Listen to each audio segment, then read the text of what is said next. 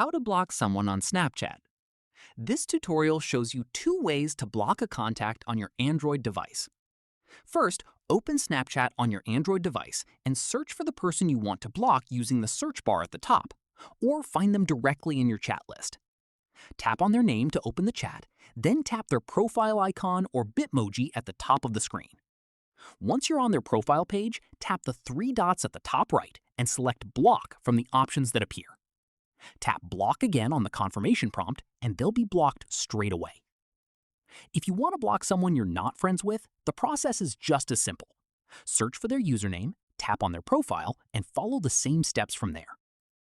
Keep in mind, once someone is blocked, they won't be able to send you snaps or messages, view your story, or find your account through search. And they won't receive any notification letting them know they've been blocked.